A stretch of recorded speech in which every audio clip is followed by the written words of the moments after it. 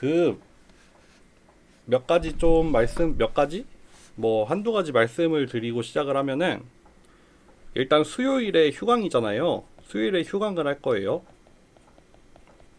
대신에 이거는 녹화 강의로 올려드릴게요.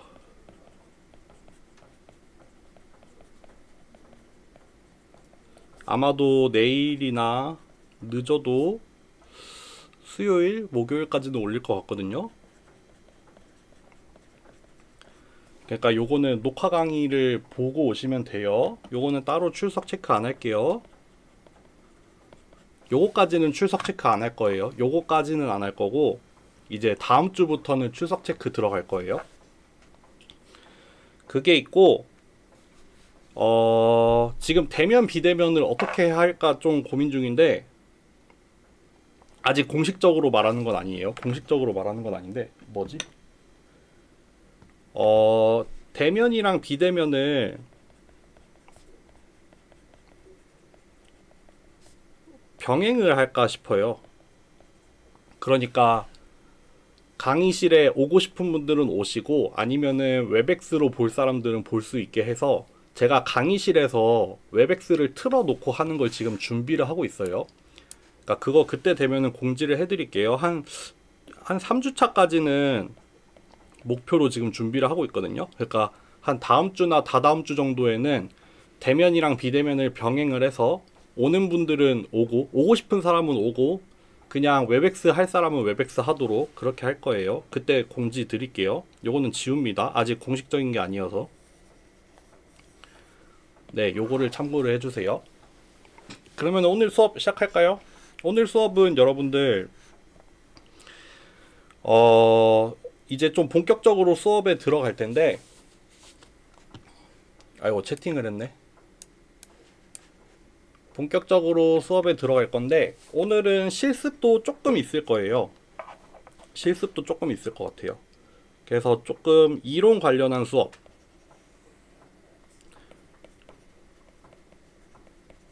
이론 관련한 수업을 좀 하고 여기에서 이제 이론이랑 실습을 조금 진행을 하는 걸로 할게요.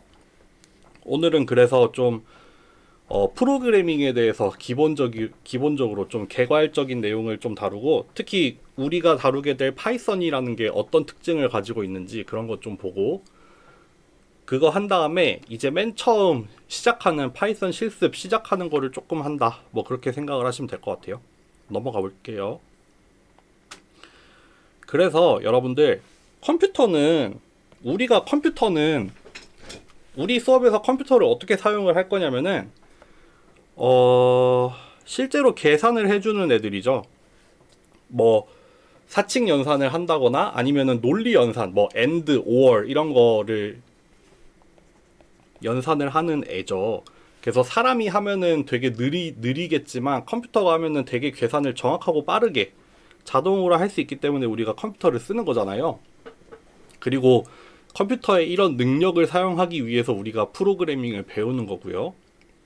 그래서 뭐 요 정도 컴퓨터는 산술이나 논리셈을 자동으로 수행을 하는 프로그래밍을 할 수 있는 장치라고 여기 나와 있네요. 그래서 뭐 컴퓨터 자체는 수학적인 개념이다. 어떤 구조로 만들 수 있다. 뭐 전자회로로 구현이 된다. 이런 얘기 읽어보시면 되고요. 그래서 컴퓨터 과학은 우리가 컴퓨터 사이언스를 배우잖아요. 그래서 알고리즘이나 계산 관련한 어떤 이론적인 연구에서 시작을 해서 이것들을 실제로 구현을 해내는 하드웨어나 소프트웨어 그리고 그것과 관련된 어떤 실질적인 문제들을 다루는 어떤 분야라고 보시면 돼요. 이론도 하고 뭐 어떻게 보면 수학이나 논리랑 관련이 된 이론부터 시작해서 그거를 실제로 구현을 해내는 하드웨어랑 소프트웨어 그런 것들을 다룬다. 그래서 계산을 할 수 있는 것, 뭐 알고리즘이나 이론에 해당이 되겠죠. 그래서 계산하는 방법, 이건 실제 구현을 하는 어떤 그런 과정이 되겠죠. 그런 것들을 모두 통칭을 한다 보시면 돼요. 처음에 조금 지루한 얘기로 시작을 하죠. 다음 시간부터는 이제 좀 본격적인 파이썬 얘기가 나올 것 같아요. 계산적인 사고, 저도 근데 이런 말 솔직히 별로 들어본 적이 없는데, 일단 강의자를 공통으로 쓰는 거니까 한번 봅시다. 계산적인 사고라고 해서 우리가 정답이 정해지지 않은 문제, 결국 우리가 프로그램을 통해서 하려는 게 어떤 문제를 해결을 하는 거죠. 문제를 해결을 하는 뭐 어떤 알고리즘을 만들어서 그거를 프로그램으로 구현을 해내는 건데, 뭐 그것들에 대한 해답을 일반화하는 과정. 그러니까 좀 그런 것들, 우리가 어떤 문제를 받아들였을 때 그거를 이제 컴퓨터나 알고리즘을 통해 해결을 하고자 하는 어떤 자세라고 해야 될까요? 그래서 어떤 수학적인 이론이라던가 엔지니어링의 관점에서 정답이 정해지지 않은 문제를 컴퓨터를 통해서 해결을 하겠다라는 일반화된 과정이나 그런 어떤 사고방식, 태도 같은 거를 얘기를 하는 거죠. 그래서 컴퓨터의 효과적인 문제 해결을 위해서 문제를 정의를 할 수가 있고, 그 답을 기술할 수 있는 어떤 사고 과정, 어떤 태도라고 보면 돼요. 그러니까 컴퓨터를 활용을 해서 문제 해결을 하고자 하는 사고 방식 정도로 얘기를 하면 되죠. 근데 좀 약간 피상적인 얘기입니다. 여기서부터 좀 더 진지한 얘기예요, 여러분들. 색깔을 바꿔볼까? 여러분들, 이진수라고 해서 영어로는 바이너리 디짓이라고 하죠. 바이너리라고 하면은 요 바이에 그런 게 들어가 있죠. 두 가지 중에 하나라는 뜻으로 이진수라고 하는데, 이진수라고 하면은 예를 들어서 0 아니면 1로 표현을 하는 거죠. 0 아니면 1이기 때문에 바이너리라고 하는 거예요. 그래서 이진수라고 하는 거고, 그리고 우리가 사용하는 컴퓨터가 이 바이너리를 이용을 해서 나타내죠. 모든 데이터를 바이너리로 나타내요. 가장 작은 데이터 단위라고 하는데, 이렇게 얘기를 하면 되죠. 컴퓨터는 모든 데이터, 모든 정보를 이진수로 나타낸다. 내지는 이진수로 저장을 하기도 하고, 이진수를 이용을 해서 다루죠. 모든 거를 이진수로 표현을 해서 다뤄요. 요거를 반드시 기억하세요. 바이너리라고 해서 0 또는 1로 표현을 하는 방법을 이진수라고 하는데, 우리 컴퓨터는 이진수만을 이용할 수 있다. 다른 거는 태생적으로 지금까지는 연구를 하고 있긴 하지만 지금까지는 어쨌든 상용화된 거는 이진수만을 이용을 하고 있죠. 그래서 컴퓨터를 포함을 하는 전자기기 같은 경우에는 어떤 신호가 들어왔는지 안 들어왔는지를 가지고 이진수를 표현을 해요. 이게 정확하게는 전압을 이용을 해서 표현을 하는데, 전압이 들어왔으면은 1에 해당이 되고, 전압이 안 들어왔으면은 0에 해당이 돼서, 그런 식으로 꺼졌는지 켜졌는지를 바탕으로 해서 이진법을 표현을 합니다. 표현도 하고 저장도 하고 계산도 하고 여러 가지 것들을 합니다. 그러니까 이 이진수라는 개념을 기본적으로 기억을 하세요. 넘어갑니다. 그래서 이 비트, 여러분들 그런 거 많이 들어봤죠. 컴퓨터 파일 같은 거 용량 얘기하면은 테라바이트, 기가바이트, 메가바이트, 더 내려가면은 킬로바이트 내지는 바이트가 있고, 그 밑에 비트가 있죠. 컴퓨터의 용량을 표현을 하는 가장 작은 단위가 뭐냐면 비트예요. 비트. 보통 소문자 B로 많이 써요. 그리고 바이트 같은 경우에는 아시는 분들은 아시겠지만 요거는 8비트에 해당이 되죠. 비트 8개가 모이면 바이트가 되죠. 그리고 킬로바이트는 1000개의 바이트가 되죠. 그러니까 1000개의 바이트니까 8000개의 비트가 되겠죠. 메가바이트는 이제 6승이 되겠죠. 100만 개. 기가바이트는 요렇게 써드릴게요. 요거는 이제 9승. 정확하게는 여러분들 2의 배수로 써야 되는데 정확하게 합시다. 정확하게 갑시다.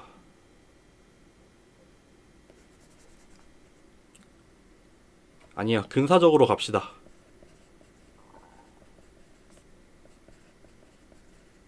요렇게 나간다는 거. 사실은 지금 여기 한 번 넘어갈 때마다, 여기 한 번 넘어갈 때마다, 여기서 넘어갈 때는 이제 10에 3승이 붙거나 아니면은 2에 10승으로 늘어나요. 사실은 요게 정확합니다.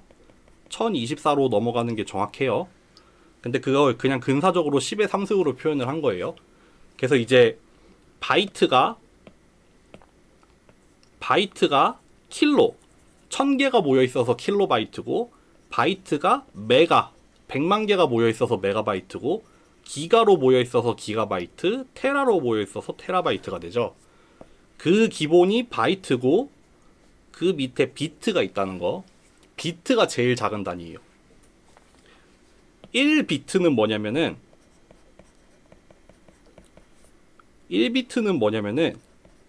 이진수 1개예요. 1비트로 표현할 수 있는 게 뭐냐면은 0 아니면 1이에요. 앞에서 봤던 이진수 있잖아요. 그거 하나를 표현을 하는 거를 우리가 비트라고 해요. 그래서 요거를 8개를 모아서 표현을 하면은 바이트가 되는 거고요. 그러니까 비트가 지금 제일 작은 단위가 된다는 게 이진수 하나를 나타내기 때문에 비트가 가장 작은 단위의 어떤 저장 용량 내지는 표현을 하는 용량이 되는 거죠. 넘어갈까요? 여기까지 이해되셨나요? 넘어갑니다. 그래서 요거부터 할게요, 여러분들. 디지털 신호라고 하면은 모든 데이터를 숫자라기보다는 제 생각에는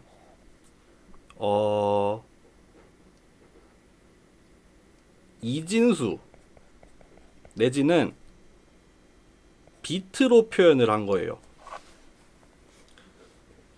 우리가 디지털 신호랑 아날로그 신호라는 걸 나누거든요. 근데 디지털이라고 하면은 0 또는 1로 표현을 하는 거예요. 0 또는 1로 표현을 하는 거.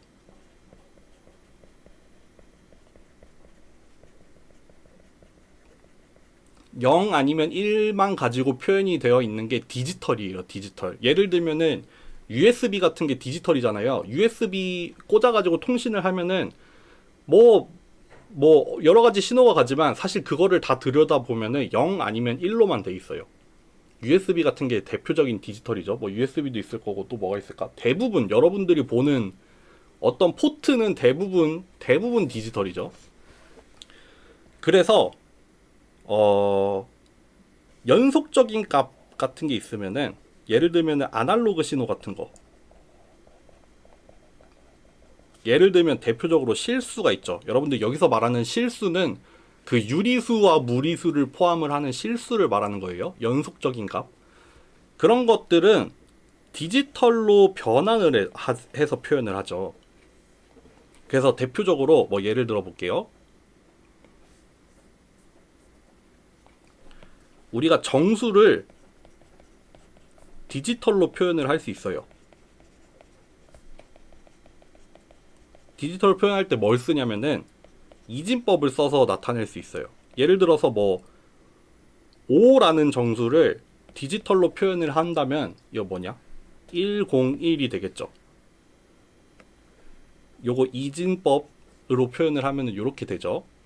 요게 지금 여기가 2의 0승자리, 여기가 2의 1승자리, 여기가 2의 2승자리가 되잖아요. 그래서 2의 2승자리에 하나, 그리고 2의 0승자리에 하나가 돼서 5라는 숫자를 이진법으로 표현을 할 수 있잖아요.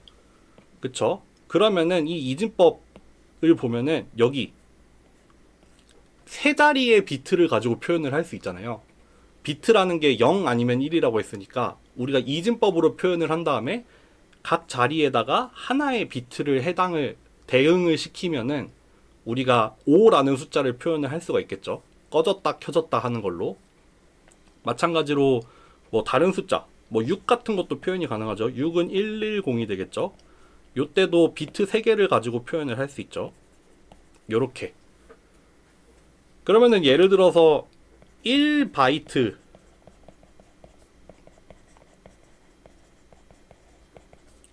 8비트를 이용을 해서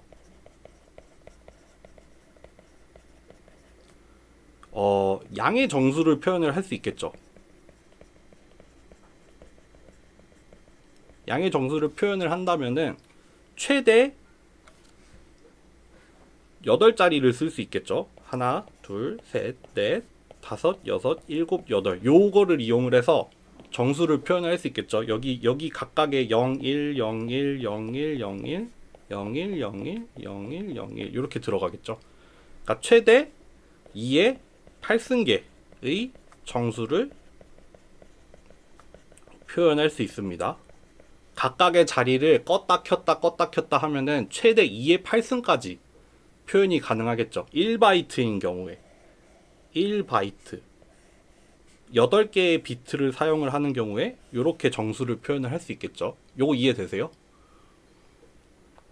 여기가 2의 7승, 2의 6승, 2의 5승, 2의 4승, 2의 3승, 2의 2승, 2의 1승, 2의 0승에 해당이 되니까 최대 2의 8승까지 표현이 가능해요. 요렇게. 근데 여러분들 기억을 해야 될 게 정수는 디지털로 정확하게 표현이 가능해요.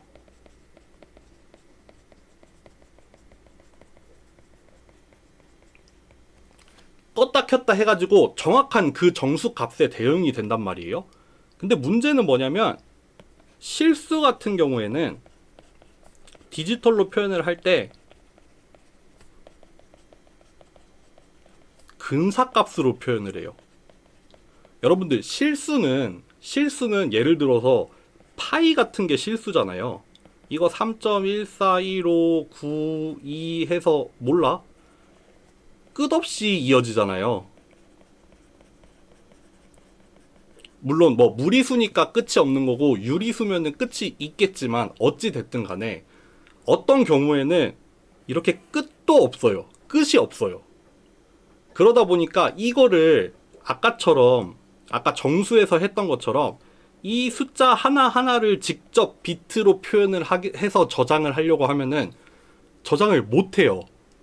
이거는 저장을 못해요. 이런 거는 정말 정확한 값을 저장할 수 없어요. 불가능해요. 그러다 보니까 근사값을 이용을 하겠죠. 근사값을 이용을 해서 어떤 식으로 근사를 하는지는 여러분들 뭐 부동소수점 이런 거 찾아보시면 나올 거예요. 지금 좀 찾아볼까? 아니다. 나중에 말씀드릴게요. 나중이 아니라 여러분들이 한번 찾아보세요. 컴퓨터가 실수를 어떻게 저장을 하는지. 네. 그런 것들을 좀 찾아보면 더 도움이 될 거예요. 어찌 됐든 포인트는 뭐다? 실수는 근사값으로 표현을 한다. 실수는 근사값으로 표현을 한다. 요거를 기억을 하세요. 여기 다시 넘어갈게요. 그래서 연속적인 값, 대표적으로 실수값,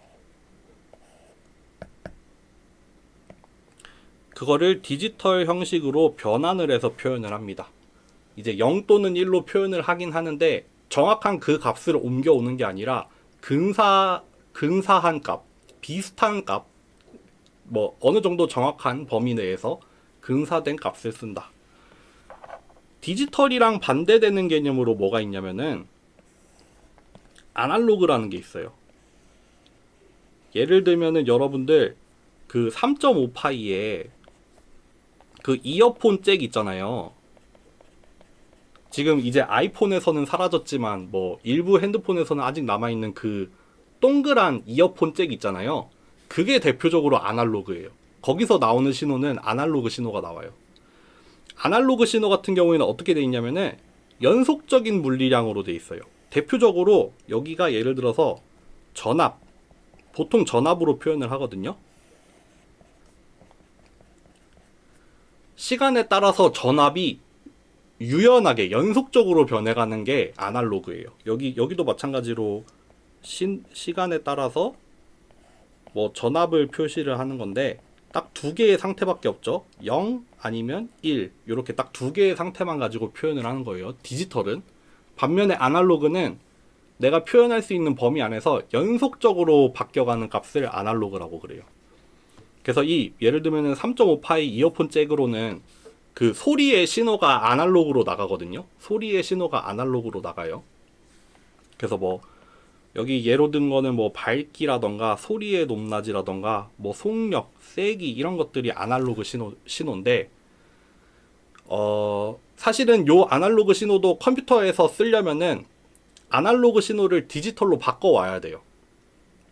그래서 신호를 받아들일 때는 아날로그를 디지털로 변환을 하고 신호를 내보낼 때는 디지털을 다시 아날로그로 변환을 하고 그래서 뭐 ADC라던가 DAC라는 말을 하잖아요. 아날로그 투 디지털 컨버터 내지는 디지털 투 아날로그 컨버터 이런 것들을 사용을 하거든요.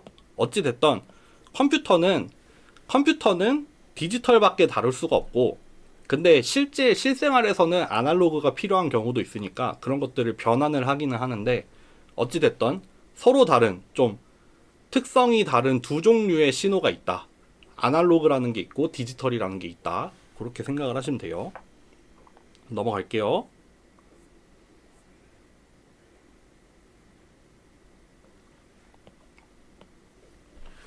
그래서 알고리즘이라는 게 있어요. 알고리즘을 설명을 하면은 뭐 주어진 문제를 해결을 하기 위한 어떤 절차나 방법을 뜻한대요. 뭐 주어진 어떤 문제를 해결하는 처음부터 끝까지의 그 전체 방법, 어떤 절차, 그거를 통째로 알고리즘이라고 부른대요. 그래서 알고리즘에는 입력과 출력이 정해져 있어요. 뭐 이 어떤 알고리즘 안에 이 알고리즘 안에다가 어떤 입력을 딱 던지면은 이 출력이 딱 얻어져요. 근데 이 입력과 출력의 과정이 어떤 특정한 문제를 해결을 하기 위한 어떤 입력과 출력 값인 경우에 그 문제를 위한 알고리즘이라고 하겠죠. 그리고 어떤 지정된 절차가 끝나면 종료가 되어야 된다. 어떻게 보면 프로그램 자체도 알고리즘에 해당이 되겠죠. 네. 여기 나오네. 컴퓨터 과학에서 알고리즘이라고 하면은 컴퓨터 프로그램이 주어진 문제를 해결하기 위해 필요한 논리나 코드의 흐름을 뜻하는 거예요. 사실 프로그램이라는 게 결국에는 어떤 알고리즘을 구현을 하는 거죠. 내지는 뭐 구현이나 실현이라고 볼 수 있겠죠. 어떤 알고리즘을 컴퓨터가 이해할 수 있도록 구현을 해놓은 게 컴퓨터 프로그램이 되겠죠. 네. 넘어갈게요. 그래서 뭐 여러분들 앞으로는 아니고 한 이번 학기 말쯤에 가면은 뭐 신경망 같은 알고리즘을 보겠죠. 그 알고리즘은 실제로 이제 뭐 이미지를 분류를 한다거나 하는 그런 기능을 수행을 하는 어떤 알고리즘이자 프로그램이 되겠죠. 잠시만요. 언제 쉬어갈까?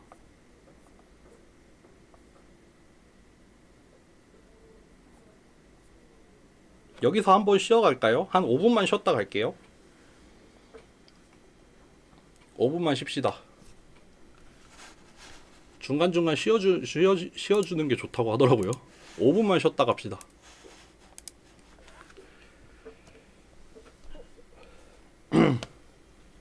갑니다.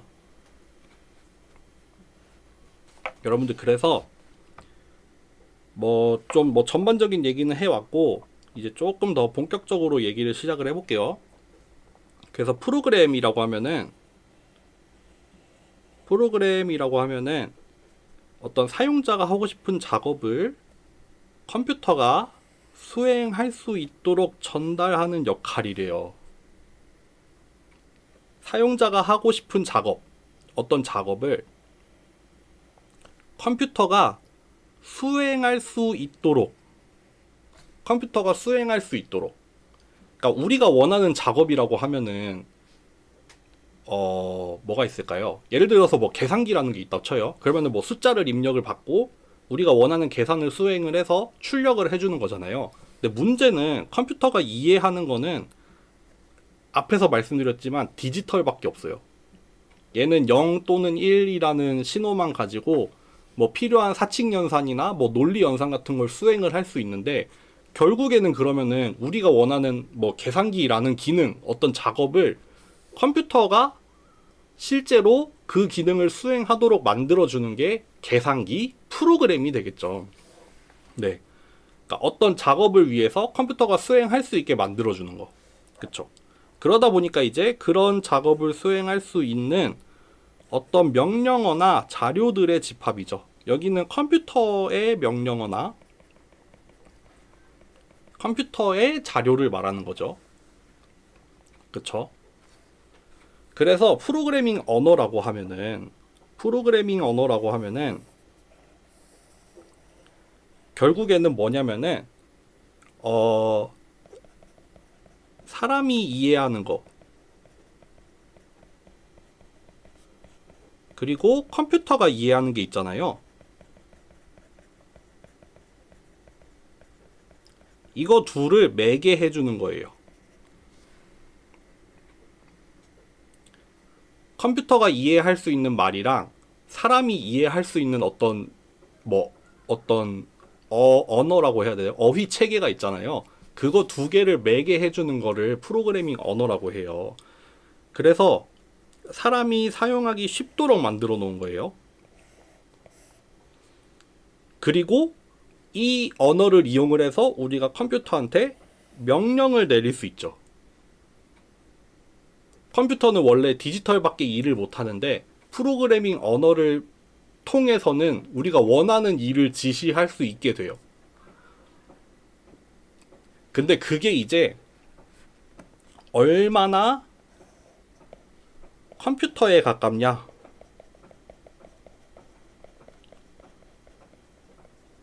또는 얼마나 사람에 가깝냐에 따라서 크게 세 가지로 나뉘어요. 기계어, 어셈블리어, 그리고 하이레벨 랭귀지, 고급 언어. 요렇게 프로그래밍 언어를, 여러분들 이거 중요합니다. 이거 정말 중요합니다. 프로그래밍 언어는 이렇게 크게 세 가지로 나뉘는데, 가장 컴퓨터에 가까운 게 뭐냐면은 기계어. 컴퓨터에 가장 가까운 게 기계어예요. 이거는 사람이 이해하기가 어려운 정도가 아니라 사람이 이해하기 난해해요. 난해한 정도예요. 그 다음으로 어셈블리어가 있는데, 요거는 사람이 그나마 좀 이해할 수 있어요. 사람이 이해할 수 있는 선이에요. 그리고 어셈블리어를 가지고 실제로 프로그램도 많이 만들어져요. 모르겠어요. 기계어를 가지고도 하는지 모르겠는데 아주 없진 않겠죠. 기계어를 사용하는 경우가 아주 없지는 않은데 정말 드물어요. 이거는 너무너무 드물고 정말 극한의 최적화를 해야 된다거나 아니면은 뭐 디버깅을 해야 된다거나 그럴 때 기계어를 다루는 경우가 아주 드물게 있는데, 어셈블리어는 그래도 조금 있긴 있는 편이에요. 어셈블리어 수준에서 우리가 프로그램을 만드는 경우가 있어요. 그리고 우리가 정말 많이 사용을 하는 게 고급 언어죠. 우리가 배우는 파이썬도 고급 언어고, 뭐 C 언어, 자바, 뭐 이런 것들이 다 고급 언어에 속하죠. 네. 넘어갈게요. 요 각각의 언어들이 어떤 특징이 있는지 여기 다음 페이지에서 얘기를 해볼게요. 기계어는 여러분들, 기계어는 요거예요, 요거. 이거는 사람이 이해하기가 너무 어려워요. 사람이 이해하기 어렵다 정도가 아니라 아까 난해하다라고 표현을 했죠. 물론 할 수는 있어요. 이거 리버스 엔지니어링 같은 거 할 때도 좀 하기도 해요. 그렇지만 되게 드물어요. 이거는 컴퓨터가 직접 이해할 수 있는 유일한 언어예요. 그래서 뒤에 뭐 나중에 컴파일러나 어셈블러 이런 게 나오겠지만 그런 것들이 결국 하는 게 뭐냐면은 뭐 하이 레벨 랭귀지를 결국 어셈블리어나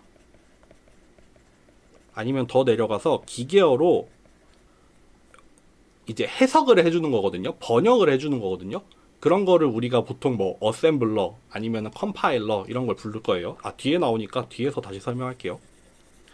어쨌든 결국에 프로그래밍을 하면은 최종 목적은 이 기계어로 된 프로그램을 만들어야 돼요. 기계어로 된 프로그램을 만들어야지 컴퓨터를 돌릴 수가 있는데 우리가 이거를 바로 짜기가 어렵잖아요.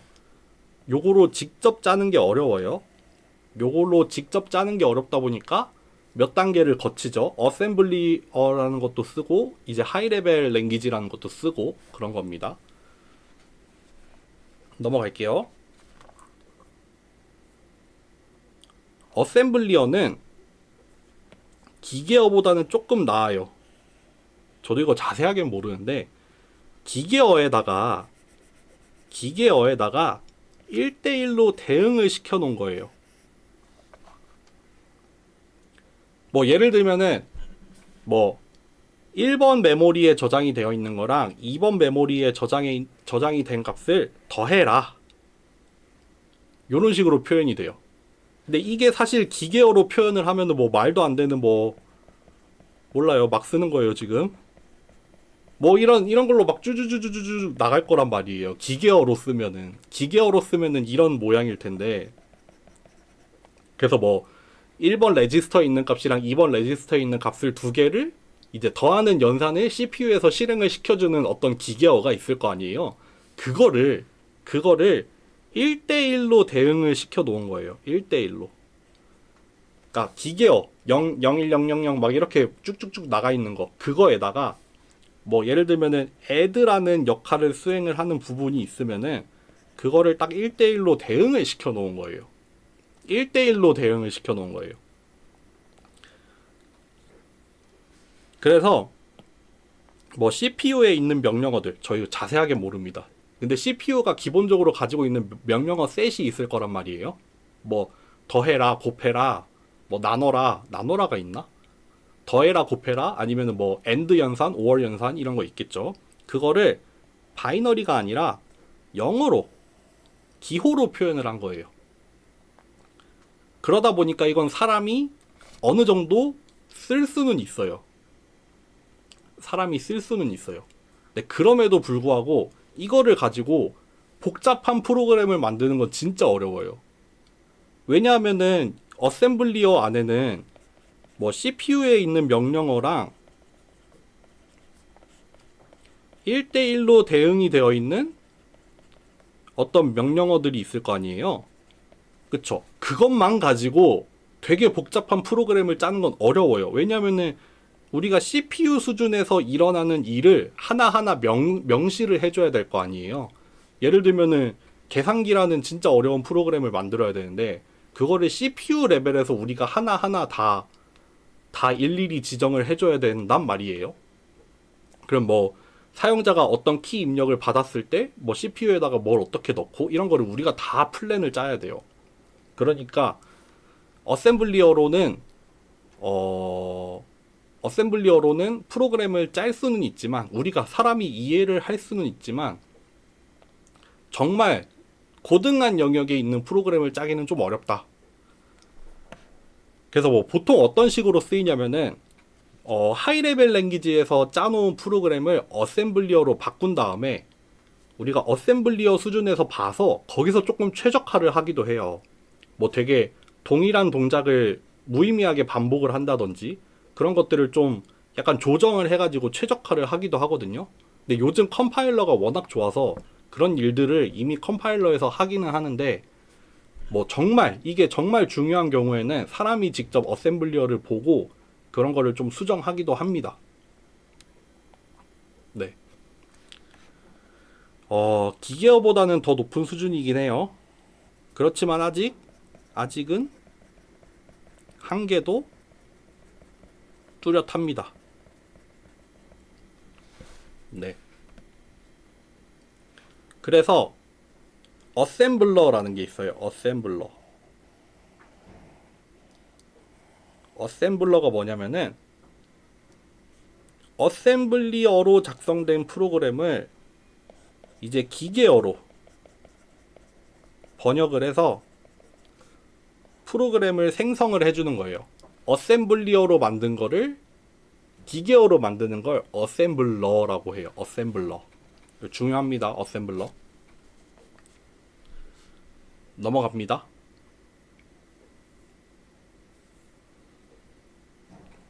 그리고 마지막으로 고급 언어, 하이 레벨. 하이 레벨 랭귀지가 있어요. 요거는 이제 사람이 어느 정도 쓸 수 있는 수준으로 제공을 해요. 그래서 우리가 알고 있는 많은 프로그래밍 언어들, 파이썬, 뭐 C 시리즈, 뭐 자바, PHP, 루비 요새 많이 쓰나? 어쨌든 이런 것들. 우리가 알고 있는 그 프로그래밍 언어들이 사실은 하이 레벨 랭귀지에 속하는 거예요. 그래서 고급 언어에서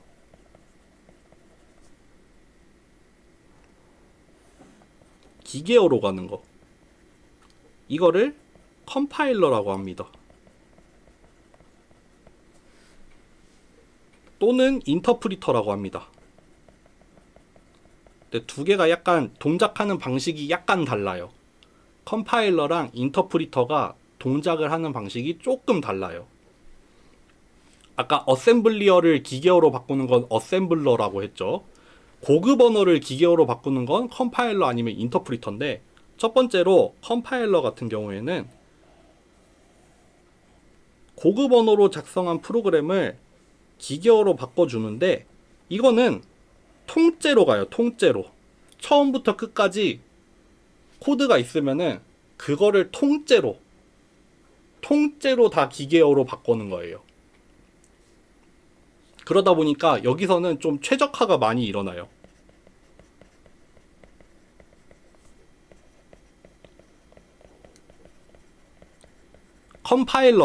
컴파일러가 이제 사람이 짜놓은 프로그램을 보고 좀 필요한 경우에 최적화를 해요.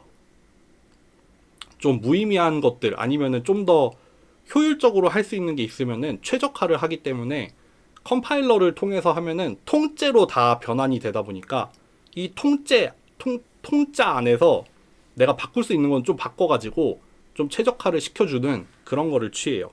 어찌 됐든 간에 코드 전체를 통째로 읽어서 기계어로 번역을 한다. 요게 컴파일러예요. 반면에 인터프리터는 뭐냐면은 한 줄씩 기계어로 번역이에요. 한 줄씩.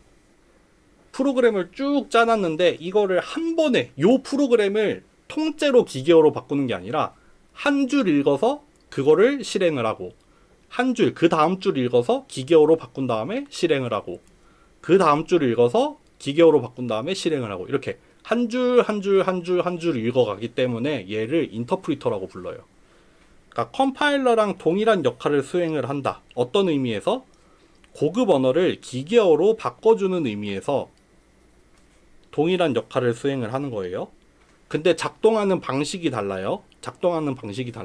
하나는 코드 통째로 가는 거고, 다른 하나는 한 줄씩 가는 거예요. 그러다 보니까 좋은 점이 뭐냐면은 그 각각의 줄에서 어떤 일이 일어나는지 확인하기가 되게 직관적이에요. 딱 요 줄 실행한 결과, 그 다음 줄 실행한 결과, 그 다음 줄 실행한 결과, 이렇게 그때그때 바로바로 확인이 가능해요. 반면에 여기 컴파일러에서는 디버깅이라는 걸 해야죠. 뭐 지금 프로그램이 돌아가다가 이 시점에서 어떤 일이 일어났는지 보려면은 뭐 디버깅을 해야 돼요. 좀 열어서 봐야 돼요. 그때그때 바로바로 볼 수 있는 게 아니라 여기가 잘못된 것 같으면 거기를 열어봐야 돼요. 근데 인터프리터는 그게 자동적으로 돼요. 그때 무슨 일이 일어났는지 다 확인이 가능해요. 반면에 단점으로는 느려요. 느립니다. 한 줄 가기 때문에 느립니다. 아무래도 컴파일러는 한 번에 통째로 변환을 한 다음에 그거를 한 번에 실행을 한단 말이에요. 그러니까 요게 빨라요. 많이 빨라요. 반면에 인터프리터는 조금 태생적으로 느릴 수밖에 없어요. 네. 그렇습니다. 뭐 질문 있으신가요? 질문 없으면은 이제 넘어갈 건데.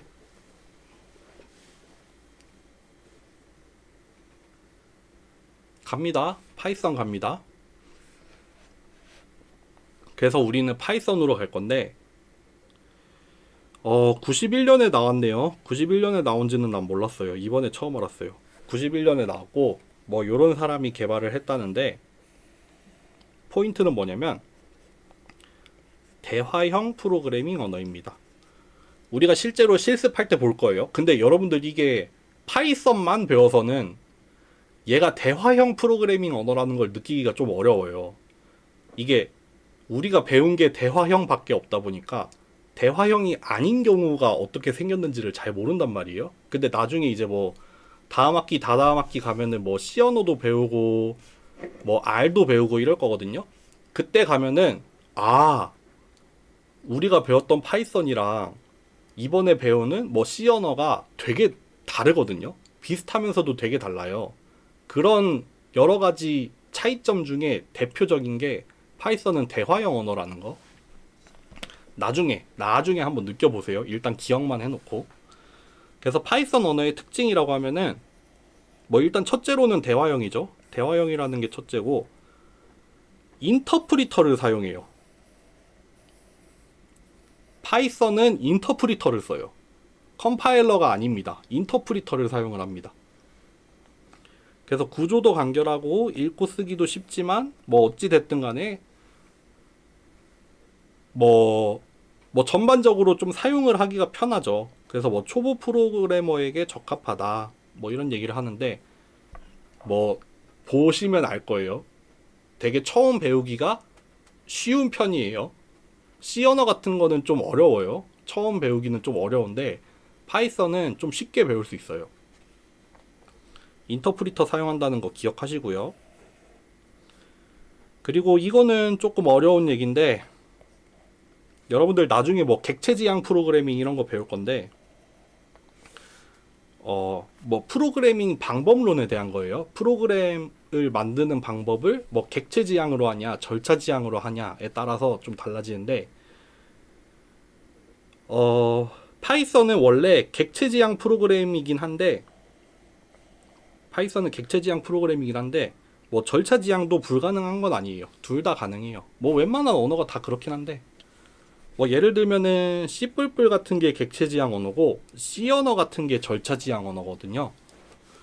요거는 다음 학기에 조금 더 배워보세요. 어쨌든 파이썬은 객체지향적이지만 동시에 절차지향도 가능하다. 그리고 풍부한 라이브러리를 제공을 합니다. 이렇게 얘기를 할 수 있죠. 요즘 웬만한 AI는 파이썬으로 나온다.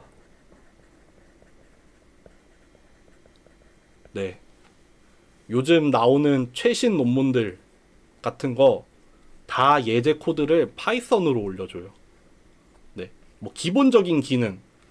뭐 예를 들면은 선형대수 아니면은 뭐 텐서플로우 같이 뭐 딥러닝 쓰고 이러는 거. 그런 것들도 기본적으로 라이브러리를 제공을 하죠. 그런 기본적인 기능도 많고 뿐만 아니라 최신으로 나오는 알고리즘들도 요새 웬만하면 다 파이썬으로 나온다 라고 보시면 됩니다. 그러니까 우리가 지금 파이썬을 맨 처음에 배우는 거겠죠. 뭐 다양한 운영체제에서 동작을 한다. 그러니까 한 번 작성을 하면은 어떤 시스템에서도 활용이 가능하다. 이런 것도 장점이겠죠. 이런 게 안 되는 언어들도 많아요. 그리고 파이썬 자체가 오픈소스입니다. 네. 여기까지 해서 일단 이론적인 설명을 끝낼 거고요. 이제 실습을 조금 몇 페이지냐? 5페이지? 실습을 조금 해보고 오늘 수업 마치는 걸로 할게요. 이제 화면을 좀 왔다 갔다 해보겠습니다.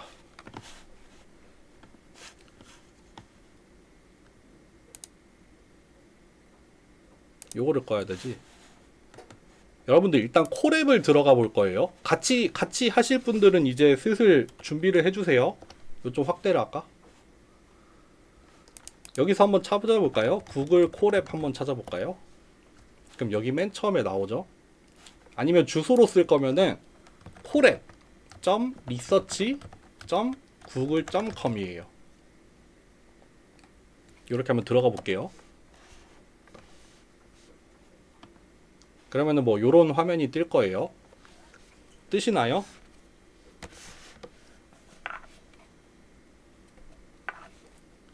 그러면은 새 노트를 하나 만들어 볼까요? 여기 새 노트를 하나 만들어 볼게요.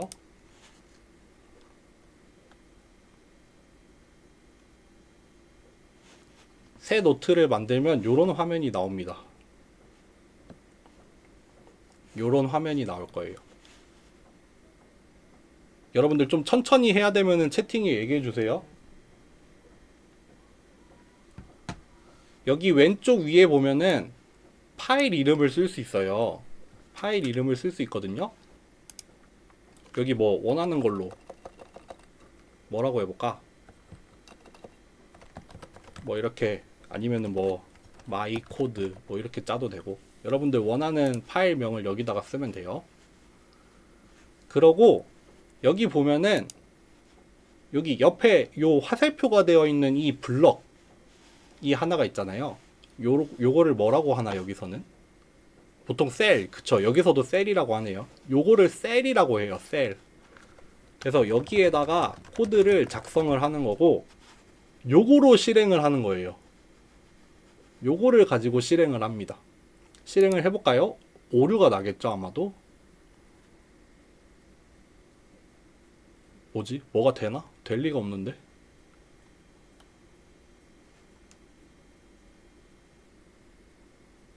그쵸? 요렇게 에러가 납니다. 요렇게 하나의 셀을 요렇게 실행을 한 거예요. 그게 아니라 여기 플러스 코드 있잖아요. 요거를 누르면 두 번째 셀이 또 나오죠. 두 번째. 그럼 요것도 요거를 실행을 하면은 그 결과가 여기 밑에 나오는 거예요. 그럼 여기 첫 번째 셀을 요렇게 또 수정을 할 수도 있고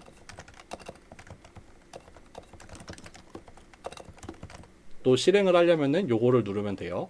또는 컨트롤 엔터를 누르면은 지금 있는 셀을 실행할 수 있어요. 컨트롤 엔터 하면은 이렇게 실행되죠.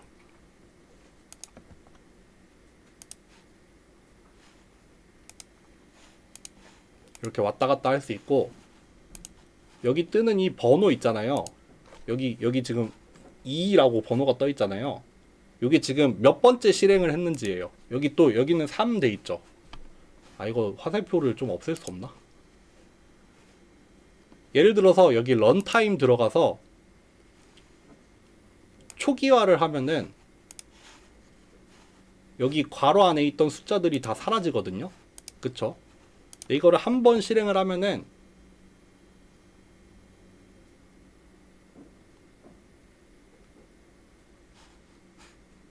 여기가 1로 바뀌었죠. 여기라고 하면은 지금 마우스를 가야 되는데 마우스를 가면은 여기가 1로 바뀌었죠. 여기.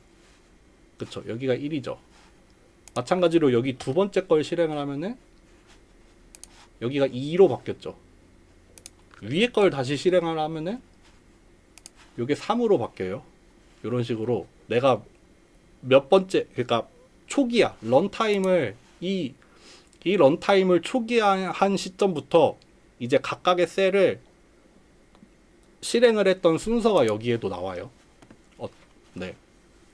요거는 뭐 일단 참고만 하세요. 한번 지워볼게요. 이제 요 셀을 여기 삭제해 볼게요. 요것도 삭제해 볼까요? 그 다음에 코드 하나 다시 추가해 볼까요? 여기까지 되셨나요?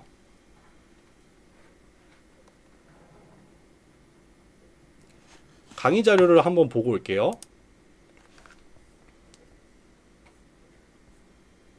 맨 처음에 우리가 출력하는 걸 해볼 거예요. 출력하기를 어떻게 할 거냐면은 프린트라는 함수를 쓰면 돼요. 프린트라고 한 다음에 여기 괄호를 하고 여기 안에 프린트를 할 거를 안에다가 써주면 돼요.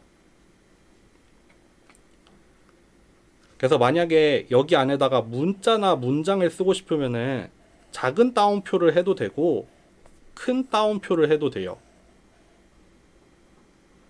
그 여러 개를 출력하고 싶으면은 이렇게 콤마로 구분을 해도 돼요.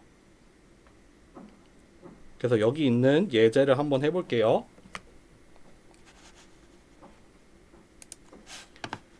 예를 들어서 프린트 2022라는 값을 한번 실행을 해볼게요. 그럼 여기 2022라는 요 정수가 출력이 되죠. 요거는 나중에 배우겠지만 주석다는 거예요. 또 10 더하기 100 한번 해볼까요? 요 띄어쓰기 해도 되고 안 해도 되고. 그러면은 여기 첫 번째 줄의 결과가 여기 나오고 두 번째 줄의 결과가 여기 줄바꿈을 해서 이렇게 나왔죠. 그리고 10이랑 100이라는 걸 더한 결과가 여기에 프린트가 됐죠. 그쵸. 문자열도 한번 해볼게요. 프린트 헬로 월드 이렇게 문자열 또 실행을 하면은 이렇게 그대로 나오죠. 문자열이 그대로 나와요. 이번에는 큰 따옴표로 했죠. 말고 동일한 문자열인데 작은 따옴표로 해볼게요. 이렇게 해도 여기 따옴표 안에 있는 요게 이렇게 나오죠. 여기까지 됐나요? 잘 따라오고 계시는가요?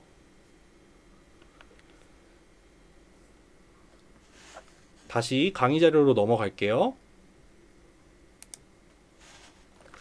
이번에는 여러분들 인풋이라고 해서 값을 입력받는 걸 해볼 거예요. 값을 입력받을 거예요. 근데 인풋하고 여기 안에 들어가는 거는 출력할 값이에요. 그러니까 인풋 안에 요거를 써도 되고 안 써도 돼요. 여기 나와 있죠. 인풋의 괄호 안에 어떤 값이 들어가면 얘를 먼저 화면에 출력을 해주고 그 다음에 사용자 입력을 받아요. 이거 실습할 때 한번 보세요. 파라미터는 생략이 가능해요. 생략하면은 출력 없이 바로 사용자의 입력을 받는데요. 그리고 입력으로 받은 값을 변수에다가 저장할 수 있어요. 이렇게 input이라는 함수를 여기 안에다가 저장해 주세요 예요. x에다가 넣어 주세요. 요거 한번 해볼게요. 코드를 하나 이렇게 추가를 해볼게요. 한번 input이라고 해서 여기 나온 대로 해볼까요? 값을 입력하세요. 이렇게 쓸 수도 있고 비울 수도 있어요. 요거 두 개를 한번 해볼까요? 실행하면은 여기 값을 입력하세요 라는 말이 여기 써놓은 게 요렇게 출력이 된다는 거예요. 그래서 여기 값을 입력을 할 수도 있어요. 이번에는 요게 실행이 됐죠. 여기도 값을 입력할 수 있어요. 그치만 요게 프린트가 한번 됐구나. 네, 요렇게 값을 두 번 입력 받았는데 요거를 요렇게 한번 넣어볼까요? 그런 다음에 프린트 x를 한번 해볼까요?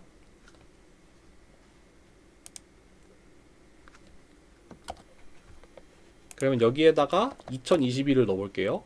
여기에다가는 100을 넣어볼게요. 그러면은 뭐가 나올까요? 2022가 나올까요? 100이 나올까요? 뭐가 프린트 될까요? 100? 102명?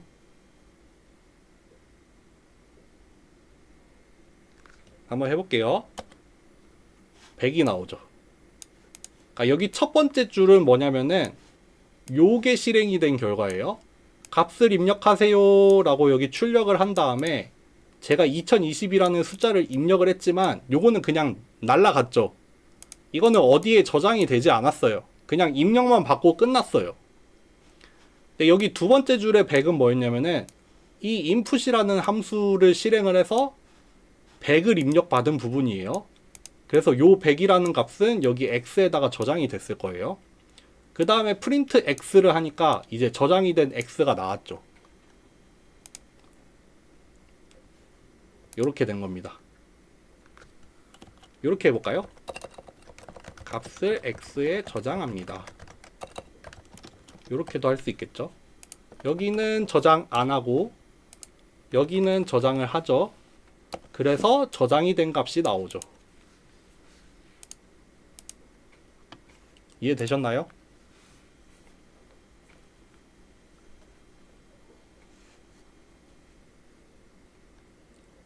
넘어갈게요.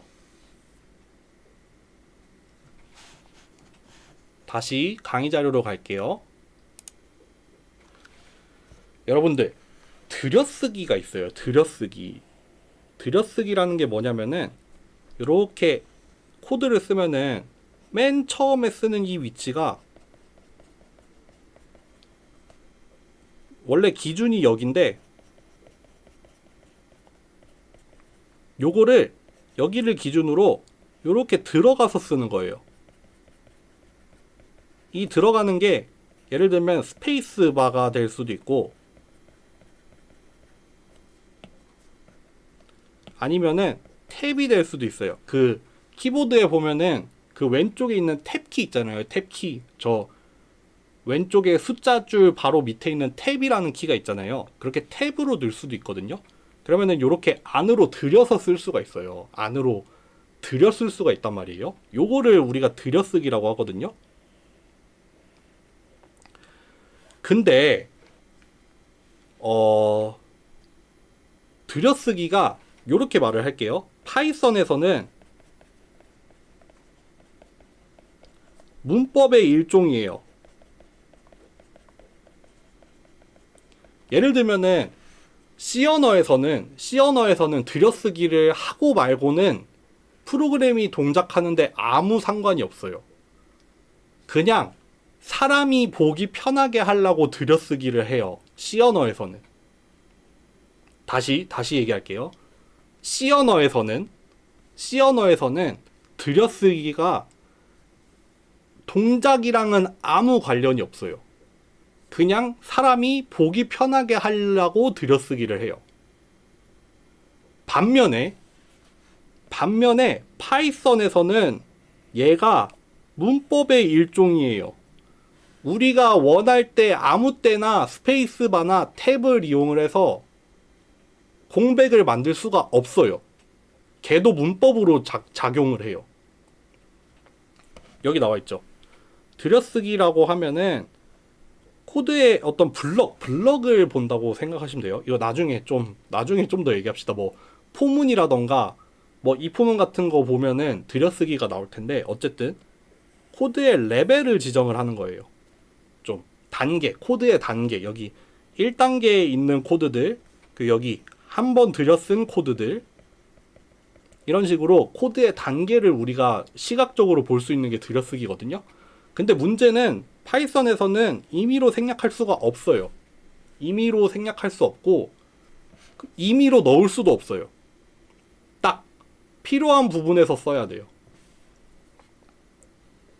그래서 뭐 공백을 만드는 법, 들여쓰기를 만드는 법은 스페이스바를 4번 치던가 아니면 탭을 한 번 하면 돼요.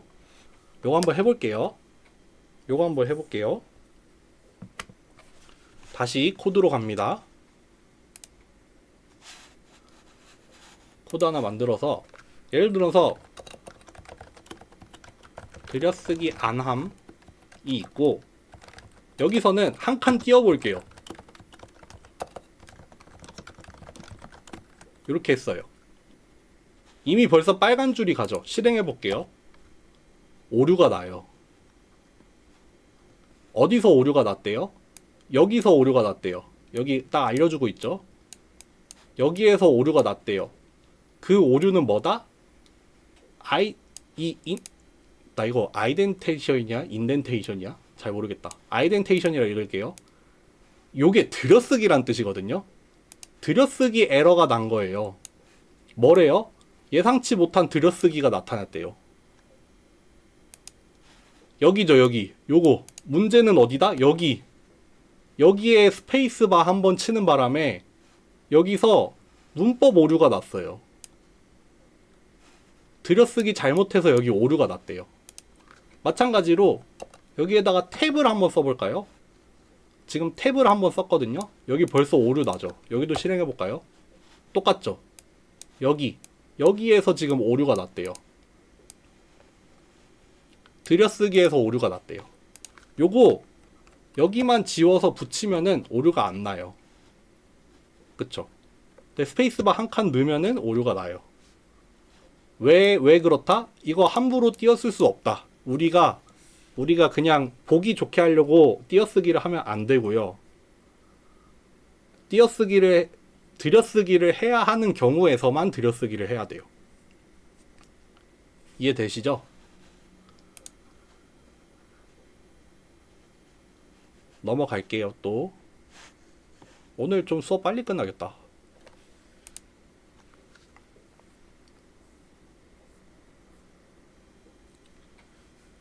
마지막입니다. 주석. 이미 앞에서 한번 보여줬죠. 주석을 달 수가 있어요. 이거는 뭐냐면은 그냥 코드에는 영향이 없고 사람들 보라고 달아 놓는 거예요. 여기 있죠. 주석이라고 해서 사람이 코드를 읽기 쉽도록 메모를 해 놓는 거예요. 아니면 뭐 설명을 해 놓는 거예요. 여기는 뭐 어떤 내용이야. 여기는 뭐 값을 입력받는 부분이야. 여기는 출력을 하는 부분이야. 여기는 계산하는 부분이야. 그렇게 그냥 메모를 남겨 놓는 거예요. 요거는 그냥 생략을 해요. 인터프리터나 컴파일러에서 얘는 그냥 생략하고 나머지 부분만 가지고 작동을 하죠. 그래서 어떻게 쓰냐면은 여기 앞에다가 샵을 달면 돼요. 샵.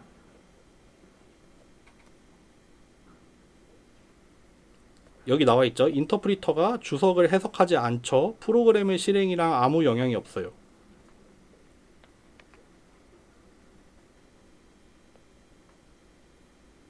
여기 또 나와 있죠. 또 다른 방법이 하나가 있긴 한데 단순 문자열.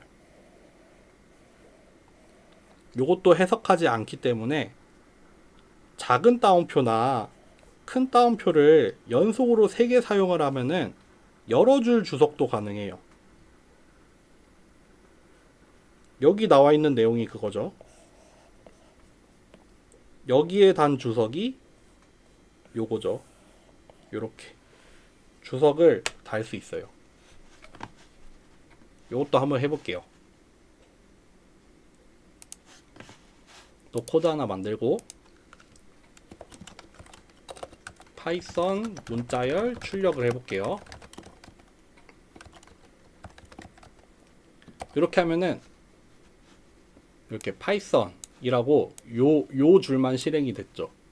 여기는 그냥 생략이 됐어요. 마찬가지로 작은 따옴표 3개를 써볼게요. 뭐 학번, 예시 이렇게 여러 줄에 걸쳐서 뭐 여러 줄에 걸친 주석 이렇게 쓸 수 있어요.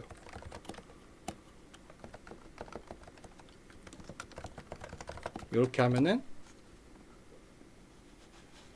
그냥 여기랑 여기만 실행이 된 결과가 나온 거죠. 여기 있는 주석은 무시됐고 여기 있는 주석도 무시가 됐어요. 이렇게 여러 줄에. 요거는 여러 줄에 안 돼요. 요거는 여러 줄에 걸치려면은 요렇게 각 줄마다 이걸 다 써야 돼요.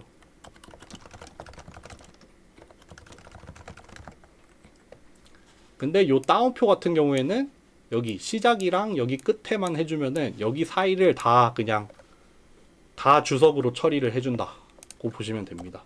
요렇게. 이해되셨나요?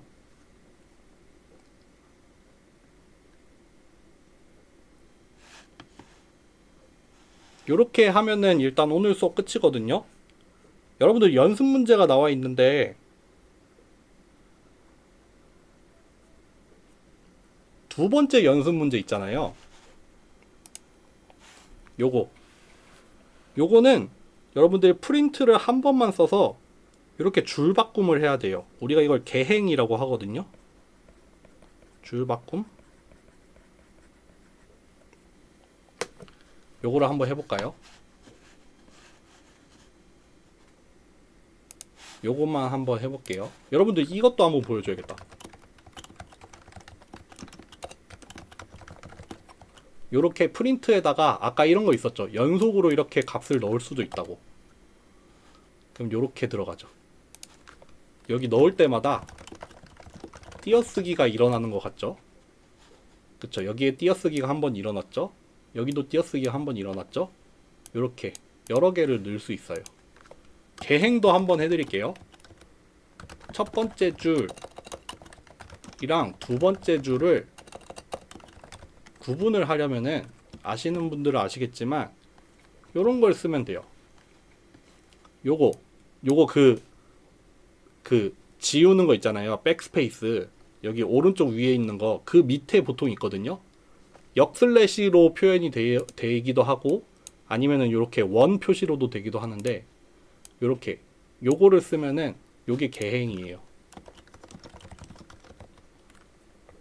그래서 요거 실행하면은 요렇게 여기가 줄바꿈을 하죠. 여기서 줄바꿈도 하고 요렇게 하면은 탭도 내고 그래요. 요렇게 탭도 내는데 일단 줄바꿈만 하면은 요렇게 개행을 하는 법은 요렇게 합니다. 여기까지 할까요? 뭐 궁금한 거 있으신 분들은 뭐 언제든지 질문하시고요. 오늘 생각보다 빨리 끝났네.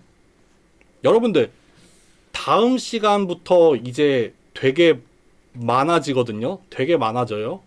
그러니까 뭐 미리 보실 분들은 미리 보시고 뭐 미리 보지 않더라도 제가 개강하는 날 그 얘기 했잖아요. 우리 수업은 뭐가 제일 중요하다? 직접 해보는 게 제일 중요합니다. 오늘 한 거 여러분들 이거는 뭐 찾아보고 말고 할 게 아니라 이거 여러분들이 그냥 당연히 머릿속에 다 들어가 있어야 돼요. 너무 기본적인 내용이에요. 이거는 앞으로 설명도 안 할 거예요. 그러니까 매번 수업할 때마다 그럴 거거든요.